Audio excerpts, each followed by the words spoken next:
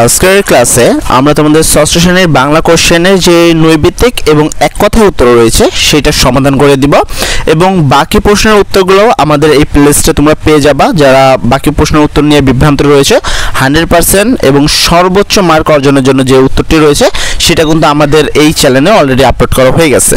তো আমরা বেশি কথা না বলে আমরা এই সঠিক প্রশ্নের সঠিক উত্তরটি একটু দেখে নিব। ঠিক আছে, চলো আমি শুরুতে বলে দিই যে এটা কিন্তু ষষ্ঠ শ্রেণীর বাংলা বিষয়ের জন্য নৈবিত্তিক এবং রচনামূলক প্রশ্ন থাকবে তোমাদের 3 ঘন্টার সময় 100 মার্কের জন্য পরীক্ষা, তাই না? আশা করি তোমরা সবাই জানো।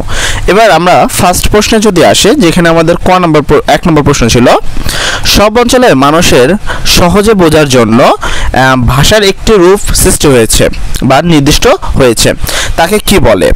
নাম্বার 1 আঞ্চলিক ভাষা, নাম্বার 2 প্রমিত ভাষা, নাম্বার 3 কথা ভাষা, নাম্বার 4 সাধু ভাষা। সেক্ষেত্রে উত্তর হবে খ নাম্বারটা প্রমিত ভাষা।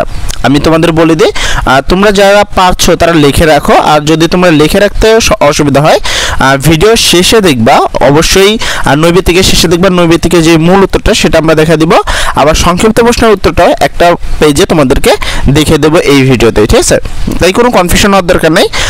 আশা করি তোমরা বুঝতে পারছো। দেখো এখানে প্রথমটার উত্তর হবে খ নাম্বারটা প্রমিত ভাষা, মানে খ নাম্বার হলো তোমাদের উত্তর। তারপর যদি তোমরা 2 নম্বর প্রশ্নটা দেখো, 2 নম্বর প্রশ্নে বলা হয়েছে কোন লোকশিল্পটি একটি মৌলিক বৈশিষ্ট্যের পরিচায়ক? নাম্বার 1 শীত পাঠির নকশা, নাম্বার 2 নকশি কাঁথা, নাম্বার 3 মসলিন, নাম্বার 4 পোড়ামাটির কাগজ। সেক্ষেত্রে উত্তর হবে হলো ক নাম্বারটা শীত পাঠির নকশা। ঠিক আছে, এই ক নম্বরটা উত্তর হবে তোমাদের যে শীতল পাঠির নকশা লোকশিল্পের একটি মৌলিক বৈশিষ্ট্যের পরিচায়ক।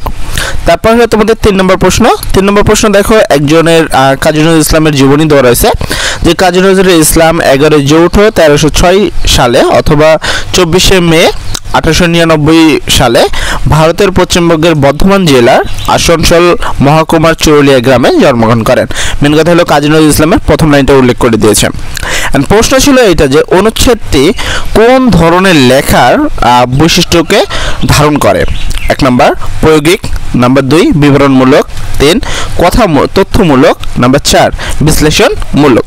সেক্ষেত্রে 3 নম্বর প্রশ্নের উত্তর হবে হলো গ নাম্বারটা, এটা হলো তথ্যমূলক। ঠিক আছে, এটা হলো তোমাদের 3 নম্বর যে প্রশ্ন আছে, এই লেখাটা বা কারো জীবনে যদি উল্লেখ করে সেটা হলো একটা তথ্যমূলক, মানে তার জীবনের তথ্য আলোচনা করা হচ্ছে।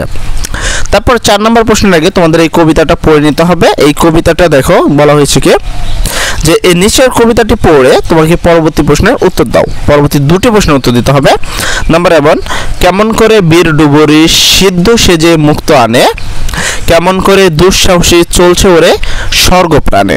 এই হলো তোমাদের কবিতা, যেখান থেকে প্রশ্ন হলো ছিল কবিতাংশের সাথে নিচের কোন কবিতার ভাবগত মিল রয়েছে? ক নাম্বার আমার বাড়ি, খ নাম্বার আমি সাগর পাড়ি দেব, গ নাম্বার বাঁচতে দাও, ঘ নাম্বার চিঠি বিলে। সেক্ষেত্রে 4 নম্বরের উত্তর হবে খ নাম্বার আমি সাগর পাড়ি দিব। ঠিক আছে, তারপরে চলে যাব আমরা 5 নম্বর প্রশ্নে। 5 নম্বরও এই সেম উদ্দীপক থেকে উত্তর দিতে হবে।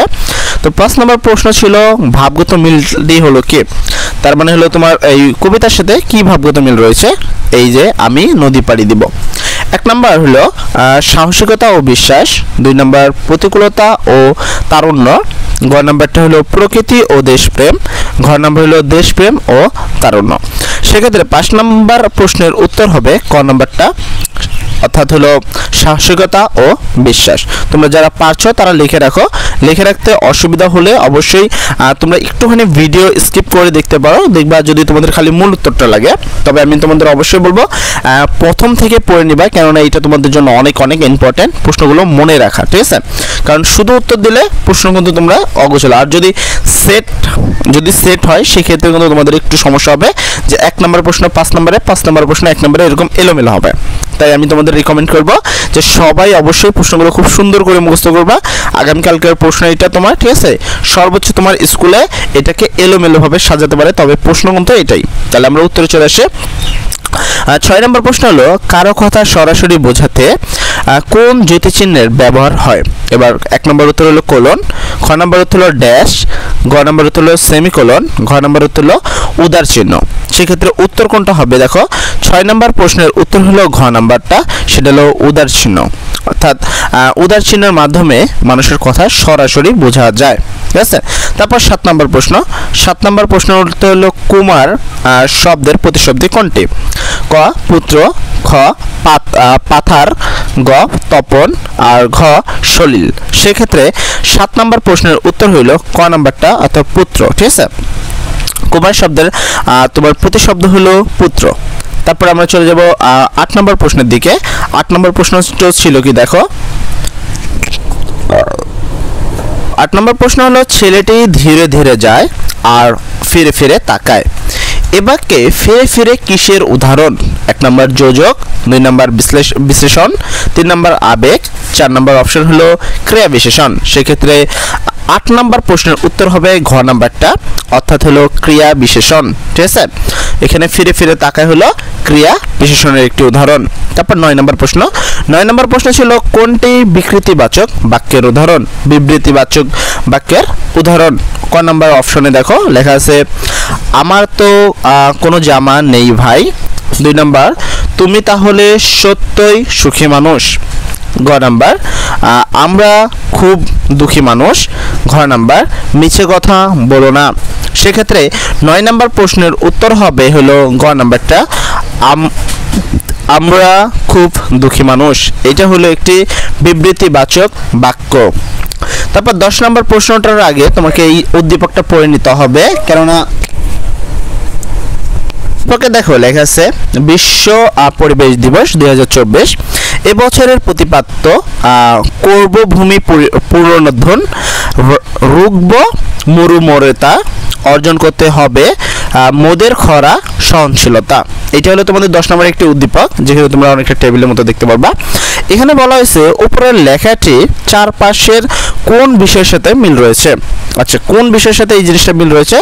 এক নম্বর বলা হয়েছে সাইনবোর্ড, খ নম্বরে বলা হয়েছে ব্যানার, গ নম্বরে বলা হয়েছে পোস্টার, আর ঘ নম্বরে বলা হয়েছে বিজ্ঞাপন। মানে এই যে জিনিসটা দেখতে পাচ্ছ এটা আসলে এই যে চারটা টপিক আছে তার কার সাথে মিল রয়েছে। সেক্ষেত্রে প্রশ্নের উত্তর হবে হলো খ নাম্বারটা অর্থাৎ হলো ব্যানার। ঠিক আছে, এই যে উপরে যে বিষয়টা আছে এটা আসলে ব্যানারের সাথে মিল রয়েছে। তারপর 11 নম্বর প্রশ্ন হলো রোকেয়া সাখাওয়াত হোসেন রচনার নারী মুক্তি বলতে বোঝানো হয়েছে। আসলে রোকেয়া সাখাওয়াত হোসেনের রচনায় নারী মুক্তি বলতে কি বোঝানো হয়েছে সেটা বলা হয়েছে। এক নম্বর নারীর স্বাধীনতা, খ নম্বর নারীর অধিকার, গ নম্বর নারীর সক্ষমতা, ঘ নম্বর পুরুষ ও নারীর সমতা। এখানে 11 নম্বর প্রশ্নের উত্তর হবে ক নাম্বারটা অর্থাৎ নারীর স্বাধীনতা। ঠিক আছে, তারপরে আমরা 12 নম্বর প্রশ্নে যাব। 12 নম্বর প্রশ্ন বলেছে দেশে দেশে দেয়াল গাঁথে রাখবো নাকো আর বলতে কবি কি বুঝিয়েছেন। সেক্ষেত্রে তোমাদের অপশনে দেখতে পাচ্ছ ক নম্বর প্রশ্ন অহংকার দূর করব, খ নম্বর সামঞ্জস্য গড়ে তুলব, গ নম্বর বিভেদ সৃষ্টি করব, আর ঘ নম্বর সম্প্রীতি গড়ে তুলব। সেক্ষেত্রে 12 নম্বর প্রশ্নের উত্তর হবে হলো খ নম্বর অর্থাৎ সামঞ্জস্য গড়ে তুলব। ঠিক আছে, তারপর চলে যাবো আমরা 13 নম্বর প্রশ্নে। 13 নম্বর প্রশ্ন হলো কোনটি প্রমিত ভাষার উদাহরণ। আমি আবারও বলছি যারা লিখতে পারছো না তাদের জন্য কোনো কনফিউশনের কিছু নেই, আমরা সর্বশেষে এই প্রশ্নের উত্তরটি একবারে দেখিয়ে দিব, তোমরা চাইলে সেখান থেকেও লিখতে পারো। তবে অবশ্যই সুন্দর করে মুখস্থ করবা, কেননা এই প্রশ্নটা কিন্তু তুমি দেখে পরীক্ষা দিতে পারবে না এবং প্রশ্ন সেট হলে সেক্ষেত্রে প্রশ্ন একটু এলোমেলো থাকতে পারে। তাই উত্তর সহ মুখস্থ করতে তোমাদের রিকমেন্ড করা হচ্ছে, না হলে আগামীকালের পরীক্ষা কিন্তু তোমাদের খুবই খারাপ হবে। তো চলো আমরা এবার বিষয়টা দেখে নিই।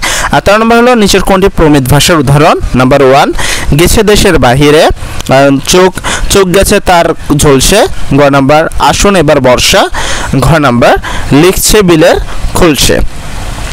সেক্ষেত্রে 13 নম্বর প্রশ্নের উত্তর হবে গ নাম্বারটা আসুন এবার বর্ষা। এটা হলো প্রমিত ভাষার উদাহরণ। তারপর 14 নম্বর প্রশ্ন। 14 নম্বর প্রশ্ন হলো হাই পেন কখন ব্যবহার করা হয়। আচ্ছা, সেক্ষেত্রে উদাহরণে তোমাদের যেই টপিকগুলো থাকবে সেটা হলো এক নম্বর একটু বিরতি বোঝাতে, দুই নম্বর উদাহরণ উপস্থাপনাতে, গ নাম্বার দুটি শব্দকে এক করতে, ঘ নাম্বার বিভিন্ন আবেগ বোঝাতে। সেক্ষেত্রে 14 নম্বর প্রশ্নের উত্তর হবে হলো গ নাম্বার, অর্থাৎ দুটি শব্দের একত্রে করতে হাইপেন ব্যবহার করা হয়। তারপর সর্বশেষ নৈবিত্তিক 15 নম্বর নৈবিত্তিকে বলা হয়েছে চেষ্টা করো অনুষ্ঠানের সবাই যেন উপস্থিত থাকে। কোন বাক্যের উদাহরণ? নাম্বার ক বিবৃতিবাচক, প্রশ্নবাচক, অনুজ্ঞাবাচক এবং ঘ নাম্বার আবেগবাচক। সেক্ষেত্রে 15 নম্বর উত্তর হবে হলো খ নাম্বার, সেটা হলো অনুজ্ঞাবাচক। এই ছিল তোমাদের 15টা নৈবিত্তিক প্রশ্নের একবারে সঠিক উত্তর। এবার আমরা এক কথায় এই উত্তরগুলো দেখিয়ে দিব, যেন তোমরা যারা লিখতে পারো নাই তারা যেন লিখতে পারো, এবং তোমরা চাইলে এই প্রশ্নটা স্ক্রিনশট দিয়ে রাখতে পারো, কেননা তোমাদের এই প্রশ্নটা কাল আসবে, তবে এলোমেলো থাকতে পারে। তো চলো আমরা এক কথায় উত্তরগুলো দেখে নেই। এগুলো তোমরা দেখবা, যেমন আমি 1 নম্বরের খ বলছিলাম, 2 নম্বরের ক, তারপর 3 নম্বর, 4 নম্বর। দেখো এখানে তোমাদের সম্পূর্ণ প্রশ্নের উত্তর রয়েছে, অ্যান্ড এই উত্তরগুলো তোমরা নোট করে রাখো, কেননা এই উত্তরগুলোই কিন্তু সঠিক, যেটা আমি তোমাদের বললাম। এই হলো তোমাদের 15টা প্রশ্নের উত্তর, যেখানে তোমরা এখানে 15টা প্রশ্নের উত্তরই কিন্তু দেখতে পাচ্ছ। অ্যান্ড অবশ্যই স্ক্রিনশট দিয়ে নেবা যেন কোনো মিস্টেক না হয়। আমরা শুরুতে বলেছি আর আবারও বলছি, এই প্লেলিস্টে তোমাদের বাকি সকল প্রশ্নের উত্তর কিন্তু করা অলরেডি হয়ে গেছে। তোমরা এদিক ওদিক না দৌড়িয়ে সোজা চলে যাও এই প্লেলিস্টে, গিয়ে সকল প্রশ্নের উত্তরগুলো দেখে নাও একবারে সর্বোচ্চ মার্ক অর্জন করার জন্য। ও সর্বোপরি কথা, তুমি যদি চ্যানেলটি সাবস্ক্রাইব করতে ভুলে যাও তাহলে তাড়াতাড়ি সাবস্ক্রাইব করো, একটি লাইক এবং অবশ্যই একটি কমেন্ট করবা যদি তুমি এই ভিডিওতে কোনো উপকার পাও। ঠিক আছে? তো সবাই ভালো থাকবা। আসসালামু আলাইকুম।